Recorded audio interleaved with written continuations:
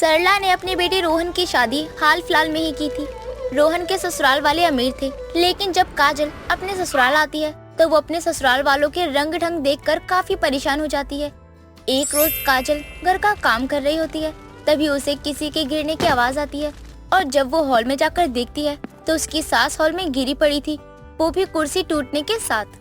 हाय दया, मेरी तो कमर ही टूट गई। अरे बहू, वहाँ खड़ी खड़ी देख क्या रही है? अब मुझे उठा भी दे। लेकिन माँ जी, अब गिर कैसे गई? देख कर तो बैठा कीजिए ना। अरे बहू, गरीबी में बस किस्मत खराब है। कभी कुर्सी टूट जाती है तो कभी कुकर फट जाता है। उससे भी बचो तो और मुसीबतें आती हैं। वैसे बहू, मैं क्या कह रही थी, तेरे मायके वालों ने दहेज में कोई चीज की कमी नहीं रखी है। बस एक दो कुर्सी मंगवा लेती तो अच्छा होता। माँ जी, सोफा सेट तो आया ही है मेरे घर से, तो आप वो क्यों नहीं लगा लेती? अरे बहू, तुझे पता है ना, अभी तेरी ननंद की भी शादी करनी है। तेरा सारा दहेज का सामान तब निकाल दूंगी जब रिया की शादी होगी। 2-4 लोग आए तो देखे कि मेरी बहू के दहेज में क्या कुछ मिला था। माँ जी, वो सब तो ठीक है, ये सब बाद की बात है। अभी तो हमें जरूरत का सामान निकालना चाहिए। नहीं नहीं बहू, जैसे तैसे काम चल रहा है तो काम चल जाने दे। काजल को अपने ससुराल में आए एक हफ्ता भी नहीं बीता था और उसे ऐसा एहसास हो रहा था कि उसका ससुराल काफी कंजूस कंगाल है। हर चीज में उसकी सास कंजूसी कर रही थी। एक रोज काजल की ननद रिया को लड़के वाले देखने आते हैं। लड़के की माँ और लड़का हॉल में बैठे होते हैं, तभी सरला किचन में चाय नाश्ता लेने आती है। अरे बहू, कम दूध वाली चाय बनाई है ना? अभी तो इनसे हमारा रिश्ता भी पक्का नहीं हुआ है, तो ये लोग हमारे लिए अनजान हुए। लेकिन अभी तो वो आपके मेहमान है, आपका भी फर्ज बनता है कि घर आए मेहमान का आदर सम्मान करना। अरे बहू छोड़ ना, और हाँ, चाय में चीनी थोड़ा कम डाल। माँ जी, चाय में चीनी तो मैं कम डाल दूं, लेकिन चीनी हो तो ना। चीनी तो बिल्कुल भी नहीं है। कोई बात नहीं, फीकी चाय बना दे। फीकी चाय सेहत के लिए बहुत अच्छी होती है। और जब चाय बन जाए तो मुझे आवाज दे देना, मैं हॉल में ही बैठी हूँ। माँ जी, बिना चीनी चाय बहुत खराब लगेगी, और ये हमारी जान पहचान के मेहमान नहीं बल्कि रिश्ते के लिए घर आए हैं, वो भी ननद जी का। अरे बहू, इतना क्यों सोचती है? अब तक रिया के लिए 4-5 रिश्ते आ चुके हैं और मैं भी कम नहीं हूँ। सारे रिश्तों को ठुकरा चुकी हूँ। बाकी जब ये पसंद आया है, इनकी अकड़ ही ज्यादा है। माँ जी, थोड़ा बहुत तो एडजस्ट करना ही पड़ता है।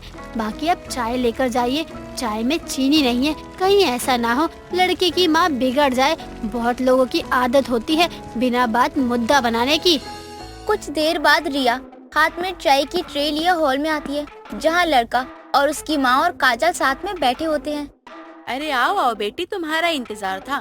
बहन जी, आपकी बेटी तो लाखों में एक है, एकदम हीरोइन लग रही है, हीरोइन। बहन जी, ये भी कोई कहने की बात है? बिल्कुल मुझ पर गई है, मुझ पर। देखो कितना नूर है चेहरे पर। आपका तो पता नहीं, लेकिन लड़की वाकई में हमें पसंद है। बहन जी, चाय लीजिए। देखिए बहन जी, हमें लड़की तो पसंद है, लेकिन हमारी कुछ शर्तें हैं और मांग होगी जो आपको पूरी करनी पड़ेगी। उसके बाद ही लड़की हमारी होगी। किस मांग की बात कर रही हैं आप बहन जी? वैसे क्या कुछ चाहिए, जरा मैं भी तो जानूं। मैं जल्द ही आपको लिस्ट भेज दूंगी। हमें लड़की के साथ क्या क्या चाहिए। आप शादी की तैयारियों में लग जाइए। मुझे और मेरे बेटे को लड़की पसंद है। घर वालों की पसंद नापसंद मेरे लिए मायने नहीं रखती है, क्योंकि घर तो मैं ही संभाल रही हूँ ना। इतना कहते कहते लड़के की माँ जैसे ही चाय की चुस्की लेती है, वो चाय पीते ही थूक देती है, क्योंकि चाय फीकी थी और चाय में चीनी ही नहीं थी। पास खड़ी काजल ये सब देख रही थी और वो मन ही मन खुद से कहती है, कितना कंगाल ससुराल है मेरा, चाय में चीनी तक नहीं डाल रहे, जबकि घर पर माँ जी की समधन नहीं लड़के वाले आए हैं। अरे बहन जी, चाय में तो चीनी ही नहीं है। आप लोग चाय कैसे पीते हैं? ये चीनी डालना भूल गए हैं आप चाय में। अरे बहन जी, बुरा ना मानिए तो एक बात कहती हूँ, ये चाय मेरी बहू ने बनाई है और मेरे घर में बिना चीनी के चाय पिया जाता है। मुझे तो डायबिटीज है और मेरे बुड्ढे को भी डायबिटीज है। घर में कोई चाय का इतना शौकीन नहीं है। अच्छा, तो ऐसी बात है। चलिए, ये भी अच्छा है, बिना चीनी की चाय ही पी जाए। लड़के की माँ तो चली जाती है। अब कुछ दिनों बाद सब कुछ पक्का हो जाता है। दहेज देने की बात आती है तो दहेज के नाम के लिए भी सरला हाँ कर देती है। लेकिन काजल को ये सब समझ नहीं आ रहा था कि उसकी कंजूस सास ने इतना दहेज के लिए कैसे हाँ कर दिया। दहेज में लड़के की माँ ने काफी कुछ सामान मांगा था। वहीं एक रोज जब सरला के घर विमला आती है तो सरला विमला से कहती है, अब मैं भी जल्दी से अपनी बेटी का ब्याह भी कर दूंगी और अपने बेटे बेटी की शादी करके निश्चित हो जाऊंगी। ये बहुत अच्छी बात है। वैसे तूने बेटी के दहेज में क्या क्या देने का सोचा है? दहेज में तो मैं अपनी बेटी को इतना कुछ दूंगी कि सारा मोहल्ला देखता रह जाएगा। अरे क्या बात है, मेरी कंजूस सरला अपनी बेटी को दिल खोल के सामान दे रही है। अरे बेटी है, देना तो पड़ेगा ही। वैसे भी लड़के वालों की तरफ से बहुत कुछ मांगा था, वो तो मैं ही हूँ जो बहुत कम चीजें दे रही हूँ। हाँ माँ जी, वैसे दहेज में क्या कुछ दे रही है आप? और अब तक दहेज का सामान नहीं आया, 1 सप्ताह बाद शादी है। सारी व्यवस्था कर दी गई है, तो चिंता क्यों करती है? सब निपट जाएगा, बस ऊपर वाले का साथ रहे। हाँ माँ जी, सब अच्छे से निपट जाना चाहिए। और क्या ही चाहिए हमें। सरला अपनी बेटी रिया की शादी के लिए बहुत खुश थी। अब ऐसे ही समय बीत रहा था और सरला की बेटी रिया की शादी भी हो जाती है। और विदाई वाले दिन रिया खूब रोती धोती है क्योंकि वो अपनी माँ से विदा जो हो रही थी। रिया के जाने के कुछ देर बाद ही लड़की की माँ अपनी समधन से कहती है, लड़की तो विदा हो गई बहन जी, लेकिन लड़की के साथ जाने वाला सामान कहीं नजर नहीं आ रहा। अरे सारा सामान ट्रक में लदवा दिया है, कुछ देर बाद ट्रक भी निकल जाएगा। लेकिन माँ जी, ननन जी के लिए तो कोई सामान खरीदा ही नहीं गया, तो आपने दहेज का सामान कहाँ से दिया? अरे बहू, तू इन सब बातों पर गौर क्यों करती है? मैं देख लूंगी क्या सही है और क्या गलत। माँ जी की बातें मुझे कुछ समझ नहीं आ रही है। मुझे तो लगता है दाल में कुछ काला है या पूरी दाल ही काली है। जो भी हो, लेकिन मुझे पता जरूर लगाना चाहिए कि ननन जी को दहेज में कुछ भिजवाया भी है या नहीं। रिया की विदाई हो जाने के बाद अब काजल स्टोर रूम में सामान डालने जाती है तो वो देखती है कि स्टोर रूम पूरा खाली है। कुछ दिन पहले ही काजल के दहेज में आए सामान रखवाए गए थे, जिनमें टीवी, सोफा सेट, पलंग, कुर्सी, किचन के बर्तन और भी ढेर सारे सामान थे। लेकिन अब वहाँ कुछ भी नहीं था। अब काजल को ये समझते हुए देर नहीं लगती कि उसकी सास सरला ने उसके दहेज का सामान उसकी ननद को ही दे दिया है। माँ जी, मेरे दहेज में आए सामान कहाँ है?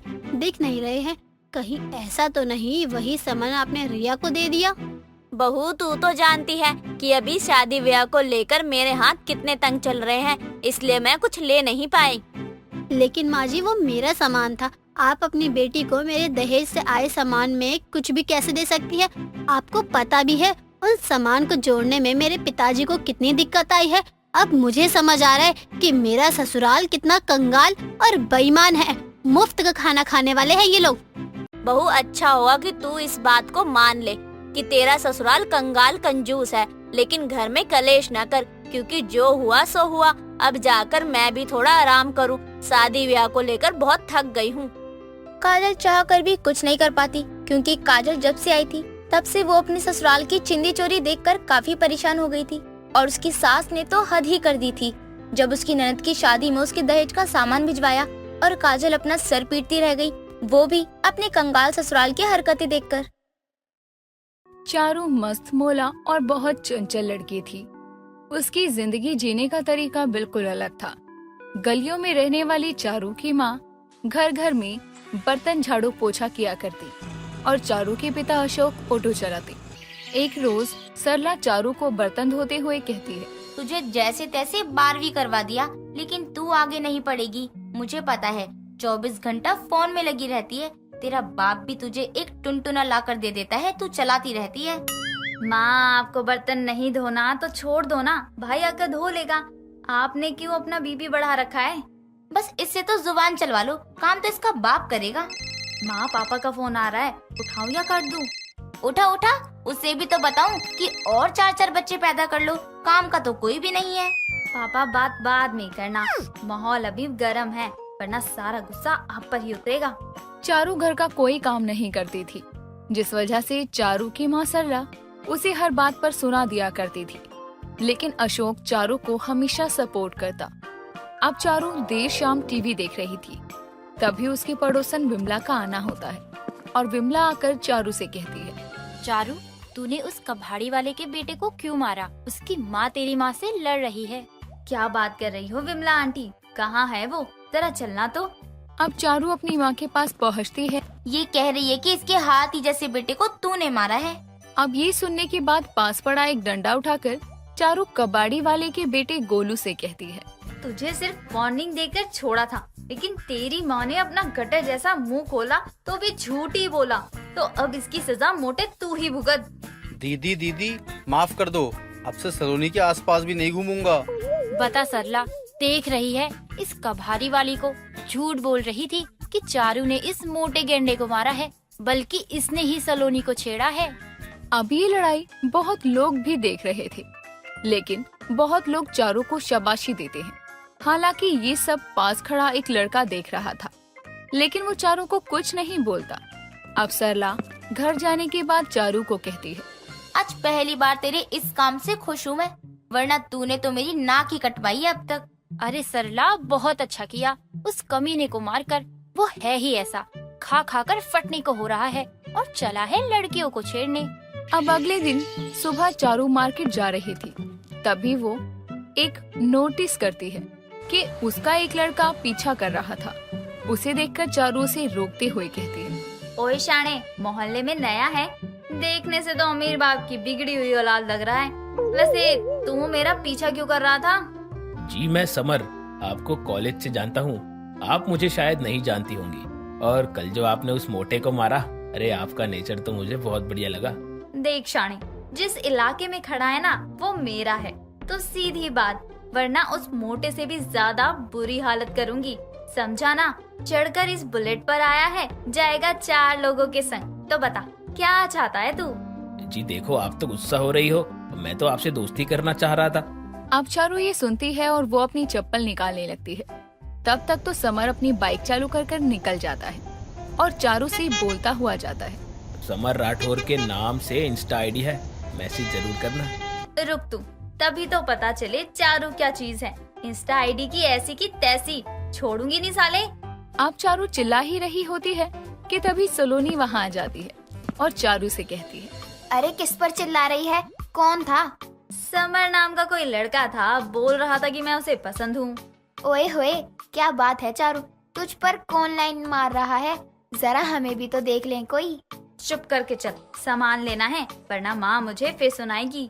अब चारू को समर हर जगह दिखने लगा, क्योंकि समर तो चारू को प्यार करने लगा था।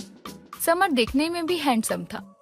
अब एक रोज चारू पार्क में बैठी थी अपनी दोस्त सलोनी के साथ में।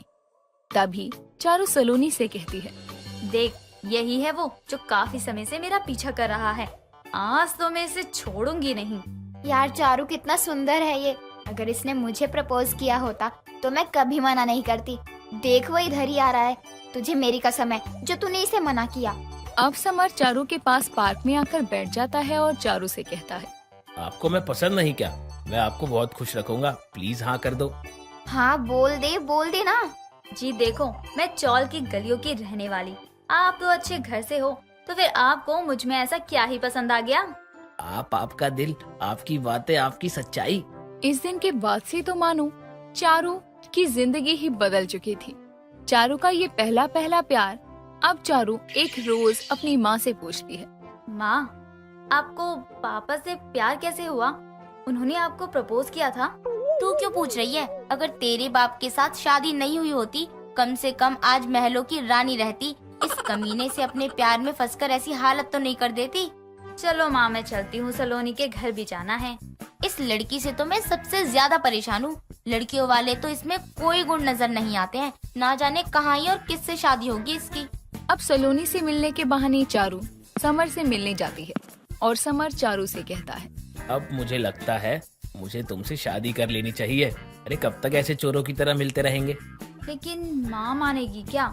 मुझे तो नहीं लगता कि माँ मानेगी भी, बाकी तुम देख लो।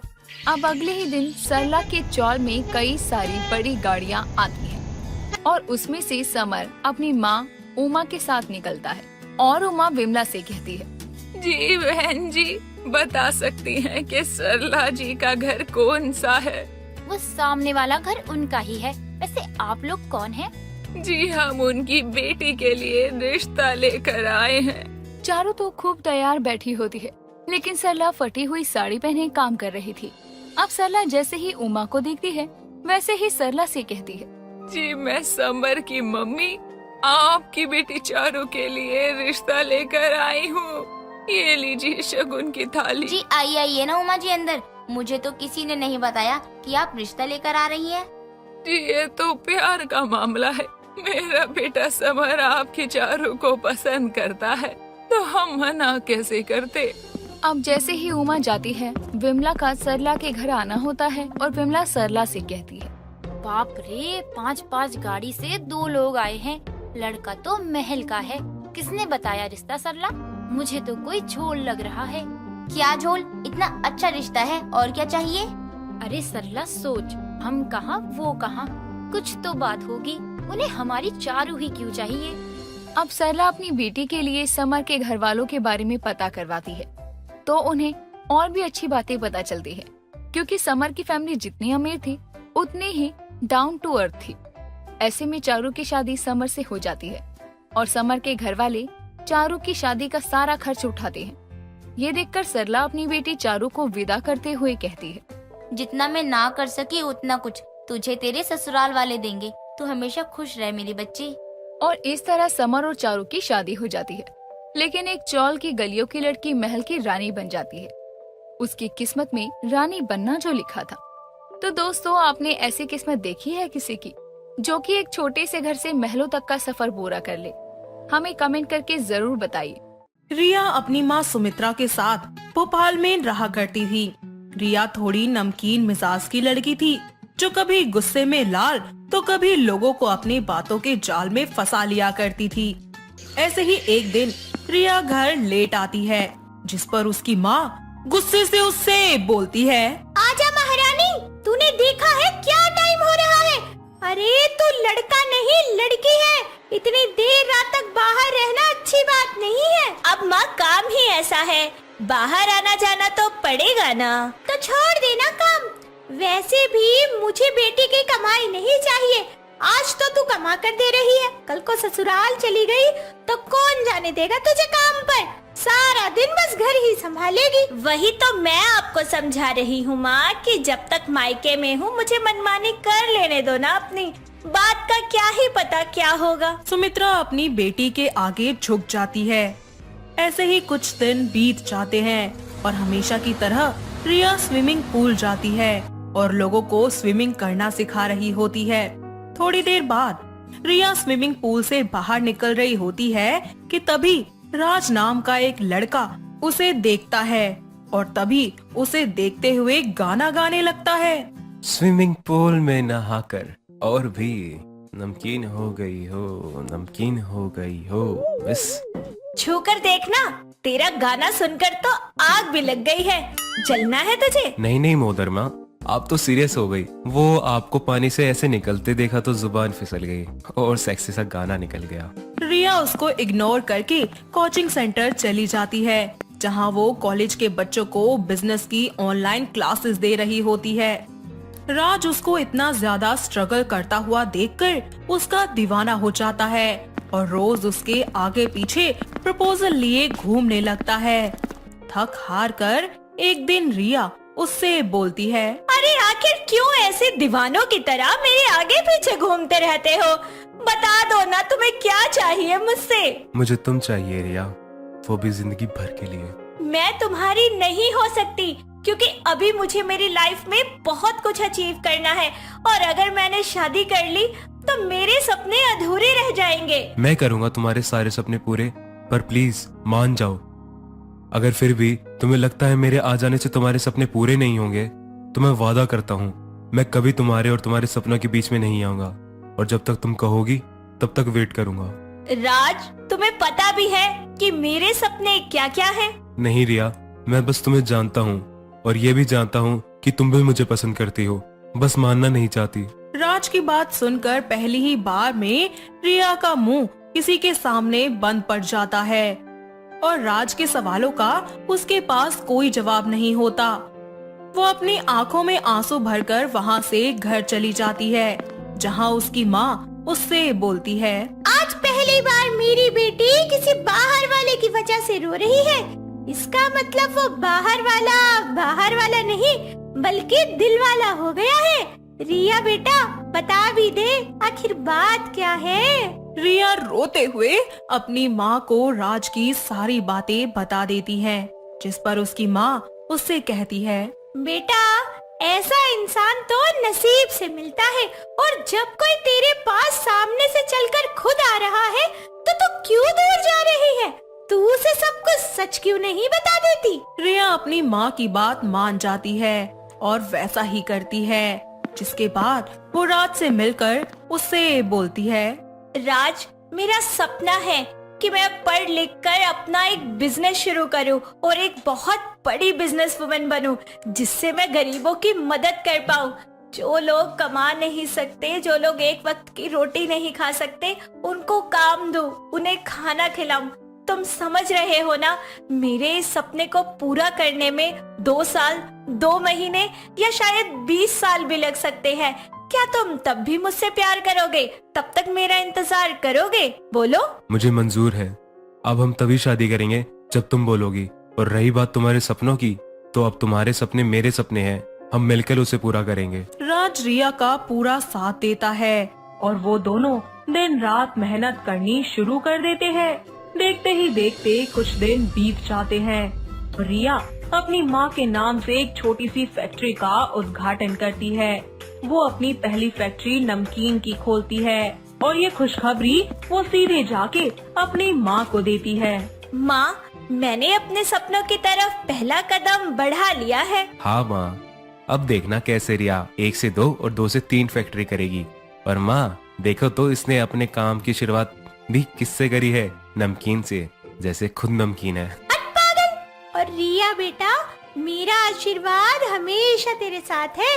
और मुझे नहीं दोगी आशीर्वाद? अरे मेरे बच्चों, मेरा आशीर्वाद तुम दोनों के साथ है। बस अब तो ये बूढ़ी आंखें तुम दोनों का घर बसते देखना चाहती है। ये सेंटी होने या सेंटी बनने का बिल्कुल टाइम नहीं है, समझ गए आप? अभी तो मुझे मेरा स्विमिंग पूल भी ओपन करना है, और बस यही नहीं, मुझे मेरा नमकीन का बिजनेस भी तो चलाना है। फिर सबके सपने पूरे हो जाएंगे। सभी आपस में बैठकर बात कर रहे होते हैं, जिसके बाद रिया अपनी पहली कामयाबी की खुशी में राज और अपनी माँ को एक रेस्टोरेंट ले जाती है। वहाँ से आने के बाद राज और रिया घर के बाहर बैठकर बातें करते हैं। रिया राज का हाथ पकड़कर बोलती है, थैंक यू सो मच राज, आज मैं जो भी हूँ ना, सब तुम्हारी वजह से हुआ है। अगर तुम ना होते तो शायद मैं लाइफ में ये सब कुछ कभी अचीव ही नहीं कर पाती। थैंक यू बोलकर एक ही पल में पराया कर दिया ना। अगर आज मैं तुम्हारा पति होता तो शायद तुम मुझे पराया नहीं कर पाती। सॉरी, अब से नहीं बोलूंगी, पर सच तो यही है ना। रिया अपनी पहली नमकीन की फैक्ट्री तो खोल लेती है, पर उसके पास वर्कर्स नहीं होते, जिस वजह से उसका काम नहीं चलता और वो परेशान हो जाती है। उसे ऐसे परेशान देखकर राज उससे कहता है, क्या हुआ? ऐसे दुखी क्यों हो रही हो? हमने फैक्ट्री तो खोल ली, पर जब तक वहाँ काम नहीं होगा, लोग नहीं होंगे, वो आगे कैसे बढ़ेगा? बस इतनी सी बात, तुम्हें काम करने वाले बंदे चाहिए ना, मिल जाएंगे। राज उन गरीब लोगों को लाता है जिनके पास ना तो कोई काम और ना ही खाने के लिए एक समय की रोटी थी। ये सब देखकर रिया उससे कहती है, राज, तुमने तो एक साथ मेरे दोनों सपने पूरे कर दिए। मेरा बिजनेस भी चल जाएगा और गरीबों की मदद भी हो जाएगी, जो मैं हमेशा से करना चाहती थी। Yes ma'am. और रही किसी पढ़े लिखे इंसान की बात, और वो भी कम पैसों में, उसके लिए ये नाचीज है ना, बिना सैलरी के भी काम करेगा। तुम बस हुक्म करो। तुम इस वर्ल्ड के बेस्ट बॉयफ्रेंड हो। क्या तुम हमेशा के लिए मेरे होना चाहोगे? मैं तो इस पल का कब से इंतजार कर रहा था। रिया, तुम जानती हो ना मैं तुमसे कितना प्यार करता हूँ और पूरी जिंदगी करता रहूँगा। जानती हूँ राज, और तुमसे ज्यादा प्यार कोई मुझे कभी कर ही नहीं सकता। मैं हमेशा तुम्हारी होकर रहना चाहती हूँ। ये सब देखकर राज बहुत खुश होता है और वो दोनों जल्दी ही शादी कर लेते हैं। शादी के बाद भी पहले की तरह ही राज हर मोड़ पर रिया का साथ देता है और रिया भी हमेशा उसके साथ खड़ी रहती है और दोनों साथ में अपनी जिंदगी हंसी खुशी बिताने लगते हैं। तो दोस्तों, कैसी लगी आपको हमारी ये नमकीन बहू की कहानी? क्या आपके घर के आसपास भी है कोई ऐसी बहू जिसे नमकीन खाने का और नमकीन बनाने का इतना ज्यादा शौक हो? अगर हाँ, तो उसे ये वीडियो दिखाइए और हमें कमेंट करके बताइए।